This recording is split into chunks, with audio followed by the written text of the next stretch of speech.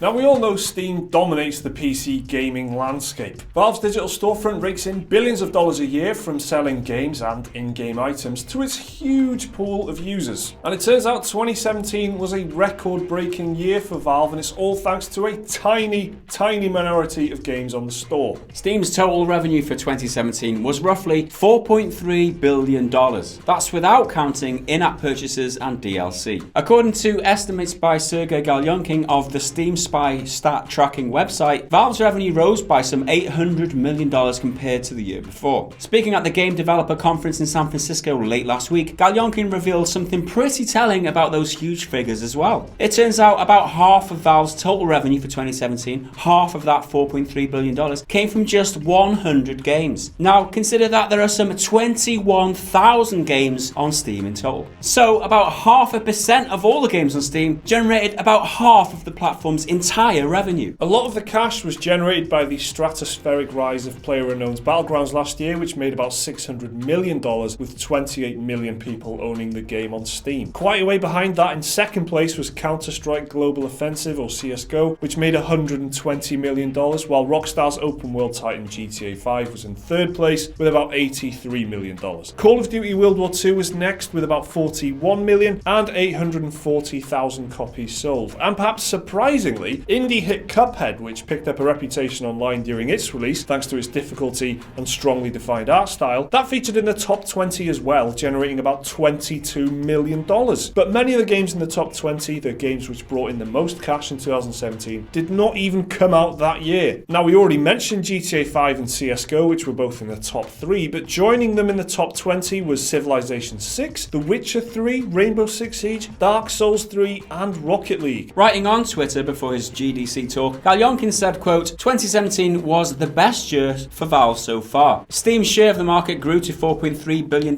not counting in-apps and DLCs. And the last part is important. Because these figures do not include in-app purchases and DLC, free-to-play games do not even figure into all of this. That means Valve made $4.3 billion before you include the impact of massive free-to-play earners like Dota 2, Team Fortress 2, and Warframe. So yeah, the two big headlines are that Valve made more money than ever before from Steam last year, and also that a very tiny minority of games actually made up about half of the revenue there. You know, that just reflects how many kind of smaller games are flooding Steam at the moment, and also just the real strength of games like PlayerUnknown's Battlegrounds and the massive difference they can have on Steam as a platform and Valve as a company, not just the people who own and operate PlayerUnknown's Battlegrounds. Just having that storefront really puts Valve in a completely dominant position on the PC. From what I understand, Valve takes 30% cut of all transactions on the store, right? So whether you buy a game or you buy an in-app purchase, Steam gets 30%. And with the figures coming out more recently, with the industry, the way the industry is going, almost 50% of any game's revenue comes from in-app purchases. So you think about games like GTA 5, who only made $83 million only this year. I mean, how many years after release? Like 3-4 years after release?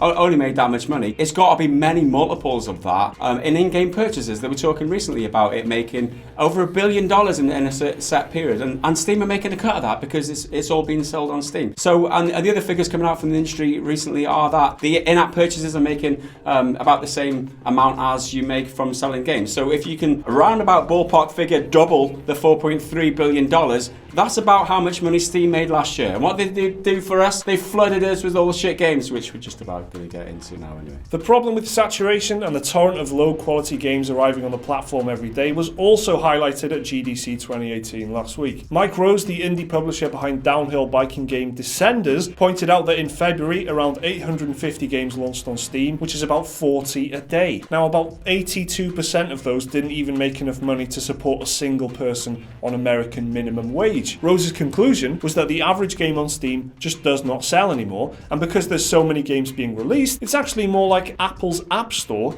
and it's difficult for anyone to stand out. Now, this is a big problem that we've talked about multiple times on the channel, and this was another big talk at GDC 2018, which we thought we should just draw attention to as well, because we've spoken about the fact that Steam and Valve are making tons of money, but it's quite unhealthy as an ecosystem, as everyone is well aware. But it's just worth pointing out that this developer took to the stage just to kind of try and illustrate and kind of describe what the problem is with just massive saturation. The fact that Valve brought in Steam Direct, where the only obstacle in your way now is if you want to get on Steam, you've just got to fill out a form and pay $100 and boom, your game's on Steam. So it is a problem for small indies for sure, and that might be part of the reason why half of Valve's revenue is coming from a very small amount of games right at the top, and everyone else at the bottom is struggling to make up the other half. Yeah, so if you are an indie developer making games on PC, it's so difficult. There's just so much to compete with on Steam and the storefront these days, and that's why we've seen a trend recently. We covered it in a video where indie developers are jumping to the Nintendo Switch because currently there's not an oversaturation in that market, and some indie developers, even if the games are years old, are seeing a lot of profit and a lot of great sales figures from selling games on the store like Nintendo. I mean, there's a question for me: how long until the Nintendo Switch store gets oversaturated and then developers feel the pinch there too? Indie developers struggling to get their decent games stand out above all the tripe which is getting shoveled. And what is Steam doing about this? Okay, we say it often, we say it all the time pretty much, but Steam have to do more to support these upcoming indie developers because they'll all go bust. Like, I mean, look at these figures, right? It doesn't even support, what was it, like one salary for a whole year or something like that. It's awful. It really is awful. And if you are a struggling developer, what motivation is there to start creating games in this space and to sell them on Steam? There's no motivation anymore because it's like shooting fish in a bar. It's like such hard work to try and get your game noticed and try and even survive. What's the point? Just go to mobile, innit? Do the in-app purchases, the free-to-play. Even that, I don't know. I give up. I'm despairing for you guys, honestly. What is the solution? What do you do? We recently did the video about the developer who deliberately didn't go on Steam because he thought there was no point for this exact reason. It's too saturated. So he just sold the game through his own website, and he made more money than ever. He was kind of he got the good word of mouth going. People were playing the game, and he'd been on doing Steam for a long time, and he was one of the early people, and he was saying that he was communicating directly with Valve back in 2011. They wanted to help schedule a good slot on a day where there was no other games launching so he wouldn't be trampled on by other people. How times have changed to be so completely different that same guy is choosing not to go on Steam at all because there's no point, and he's selling the game directly through his website. Can't remember who the guy was or what the game's called. 1 Hour One Life. 1 Hour One.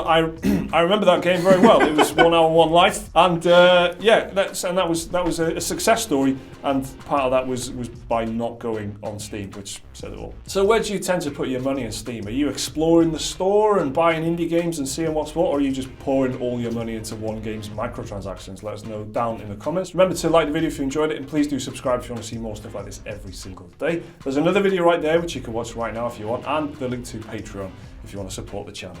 See you next time.